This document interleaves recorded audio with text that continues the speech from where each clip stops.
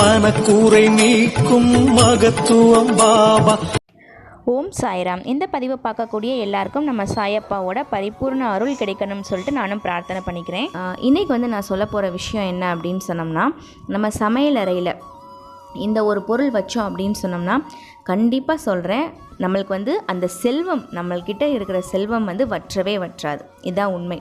ஏன்னா இப்போ நம்ம ஜாபுக்கு போவோம், சம்பாதிப்போம், நல்லா நம்மளோட உழைப்பு எல்லாத்தையுமே கொடுப்போம், நம்மளுக்கு வருமானம் வரும். ஆனால் என்ன அப்படின்னு சொன்னால், இப்போ லாஸ்ட் அந்த மந்த் எண்டு பார்த்தீங்க அப்படின்னு சொன்னால் எல்லாமே செலவழிஞ்சிருக்கும். அதே மாதிரி நம்மளுக்கு இப்போ நம்ம வேலை பார்த்துட்ருக்கிற இடத்துல இருந்து நல்ல வருமானம் வரணும், நம்மளுக்கு நிறைவான செல்வம் கையில் இருக்கணும் அப்படின்னு சொல்லிட்டு உங்களுக்கு இருக்கணும் அப்படின்னு நீங்கள் நினச்சிங்க அப்படின்னு சொன்னால், நம்ம கிச்சனில் இந்த ஒரு விஷயத்தை பண்ணுங்கள். நம்மளுக்கு காலையில் எழுந்திரிச்சு அரிபரியாக நிறைய வேலை பார்ப்போம். ஆனால் இது ஒரு 2 நிமிஷம் வேலை தாங்க. டெய்லி இதை செஞ்சீங்க அப்படின்னு சொன்னோம்னா குறைவில்லாத செல்வம் இருக்கும். இதை நீங்கள் செஞ்சு பாருங்கள். உங்களுக்கு பார்க்க அதோட பலன் உங்களுக்கு தெரிய வரும்போது நீங்களே இதை விடாமல் தொடர்ந்து செஞ்சுக்கிட்டே இருப்பீங்க. என்ன பண்ணுறீங்க அப்படின்னு சொன்னால், நம்மளுக்கு எல்லாத்துக்குமே தெரியும், காலையில் குளிச்சுட்டு நம்ம போய் ஃபஸ்ட் பால் காய்ச்சுவோம். நம்ம அடுப்பில் வெறும் சட்டி வச்சுட்டு அதுக்கப்புறம் அதில் பால் ஊற்றி காய்ச்சக்கூடாது. கீழே அந்த சட்டி இருக்கும் போதே அதில் பால் ஊற்றிட்டு அந்த பாலோட தான் அந்த பாத்திரத்தை எடுத்து அடுப்பில் வச்சு நம்ம காய்ச்சணும். இது எல்லாருக்குமே தெரிஞ்சிருக்கும்.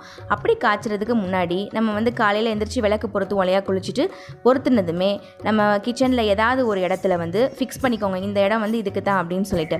தென்கிழக்கு மூளை தவிர நீங்கள் எங்கே வேணாலும் வைக்கலாம்.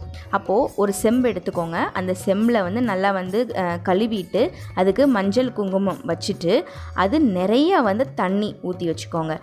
எப்படி தண்ணி அப்படின்னு சொன்னோம்னா, கொஞ்சம் கூட அதில் குறையாக இருக்கக்கூடாது.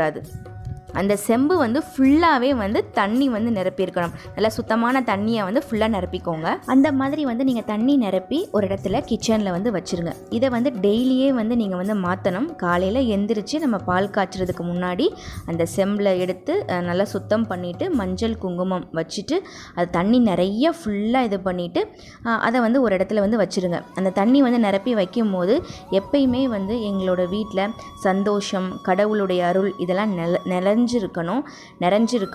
அதே மாதிரி நகையாக இருக்கட்டும், பணமாக இருக்கட்டும், இல்லை சாப்பாடாக இருக்கட்டும், இதுக்கு எதுக்குமே வாழ்நாள் ஃபுல்லாக எங்களுக்கு எந்த குறையுமே இருக்கக்கூடாது அப்படின்னு வேண்டிக்கிட்டு அதுக்கு பக்கத்தில் பூ வச்சுட்டு அப்புறமா விளக்கு, ஒரு கார்த்திகை சட்டி இருக்கு இல்லையா, மண் சட்டி, அதில் சின்ன விளக்கா ஒன்று பொருத்தி வச்சுருங்க. லக்ஷ்மி தாயை, நம்மளோட சாயப்பாவை, விநாயகரை, குலதெய்வத்தை, உங்களோட இஷ்ட தெய்வத்தை நீங்கள் வேண்டிட்டு அந்த இடத்துல வச்சுருங்க.